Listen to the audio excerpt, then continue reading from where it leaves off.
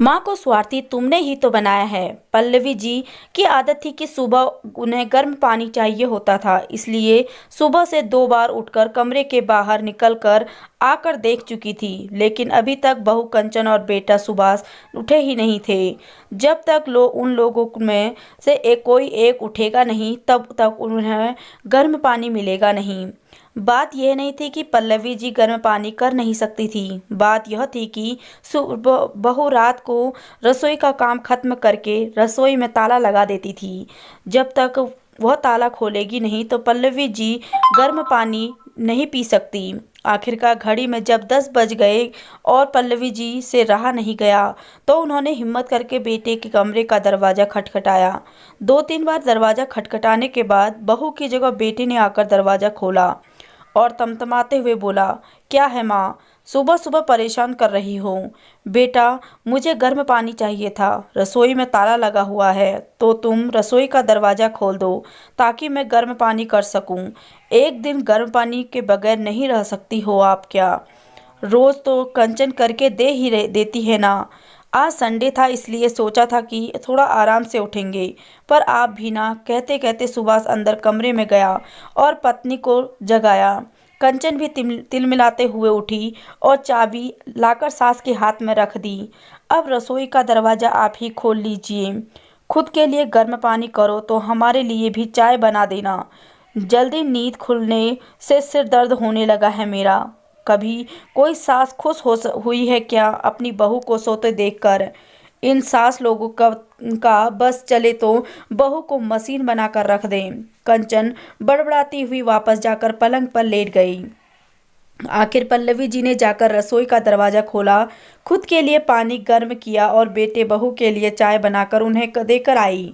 गर्म पानी लेकर अपने कमरे में आई ही थी कि 4 साल का पोता भानु जाग गया। जागते ही बोला, दादी, मेरा दूध कहाँ है?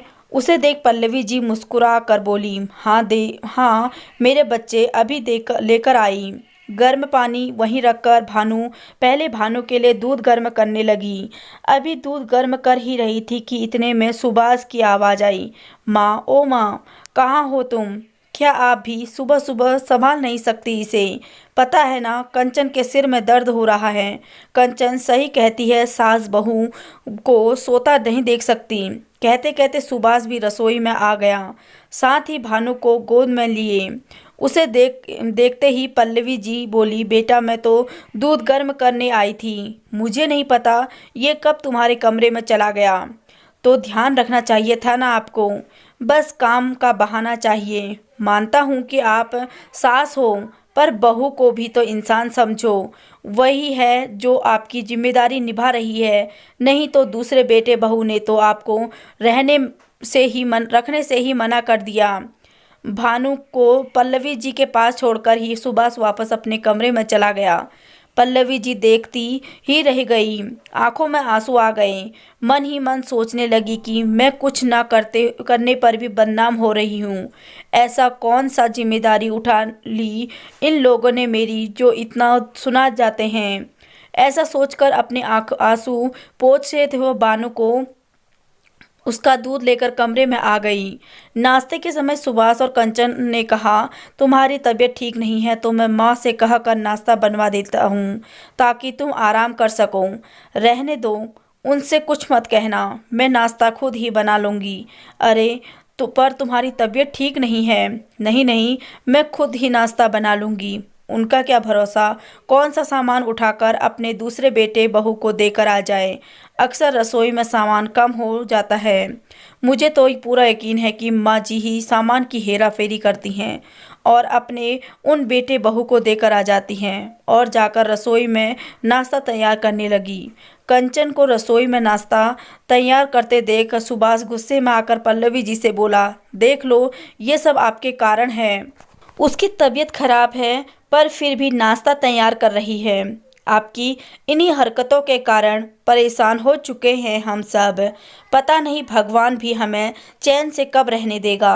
पल्लवी जी उसकी बात सुनकर हैरान रह गई। सुनकर अपने कमरे में चुपचाप शांतिपूर्वक बैठ गई। आंखों में झरझर आंसू बहे जा रहे थे।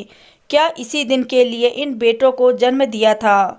जब शादी के 10 साल बाद मंदिर मंदिर माथा टेकने के बाद 2 जुड़वा बेटे हुए तो किसी कितने खुश हुए थे। सब घर पे यार दोस्त रिश्तेदार सब लोगों को कितनी बधाइयाँ दी थी। सासू माँ तो बलैया लिए जा रही थी, अरे 2 बेटों की माँ बनी है, बुढ़ापे में बैठकर राज करेगी राज। कुछ साल बाद तो पति का देहांत हो गया। तब भी पल्लवी जी ने हिम्मत करके अपने दोनों बेटे सुभाष और विक्रम को संभाला। कितनी परेशानी झेलकर भी इन लोगों को पढ़ाया लिखाया, इतना बड़ा किया, दोनों की शादी कराई। पर उनके बाद सब कुछ बदल गया। दोनों बहुओं को आपस में बनी नहीं, जिस कारण बेटों के भी झगड़े होने लगे। आखिरकार दोनों बेटे अलग अलग हो गए। पल्लवी जी के पति ने 2 मंजिला मकान बनवाया था। उसी में ऊपरी मंजिल पर विक्रम अपने पत्नी के साथ रहने लगा और नीचे वाले फ्लोर पर सुभाष अपनी पत्नी के और पल्लवी जी के साथ रहने लगा। पल्लवी जी को रखने से को लेकर भी दोनों भाइयों में बहस हुई थी। विक्रम ने साफ मना कर दिया कि वो माँ को अपने साथ नहीं रखेगा, तो सुभाष को अपने पास पल्लवी जी को रखना ही पड़ा। सच कहें तो उस समय की बधाइयाँ आज कानों में चुभ रही थी।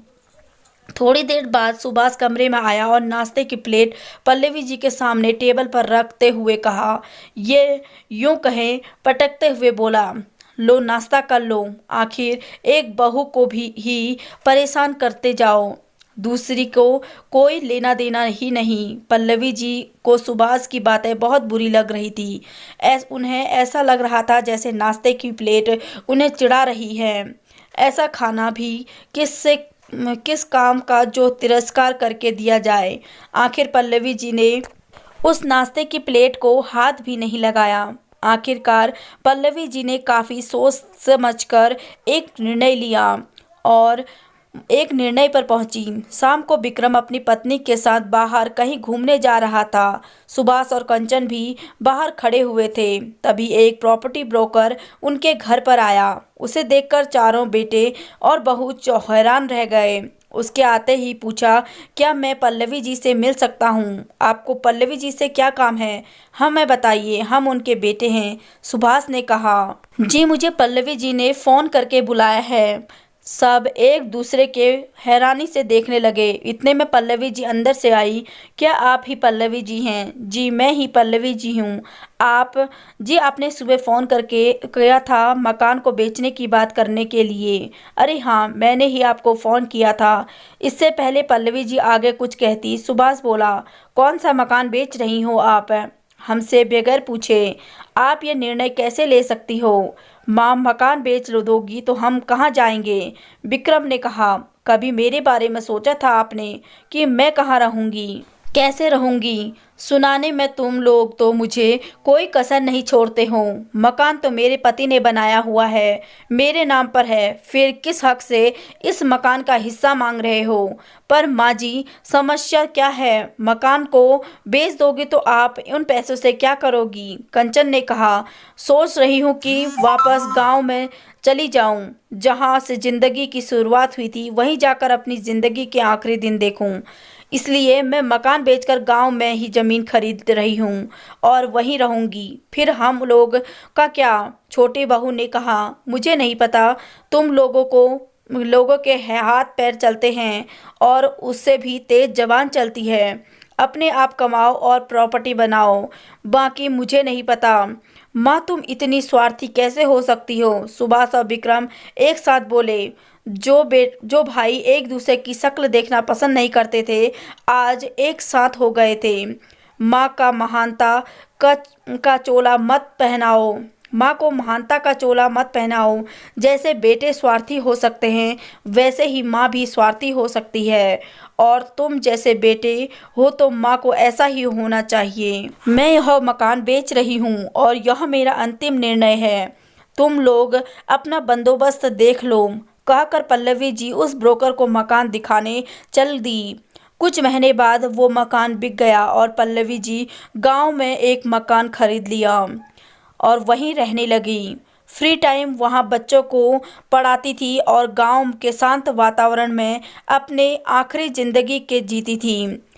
अब उनको किसी चीज़ की जली कटी और तिरस्कार भरा भोजन नहीं खाना पड़ता था।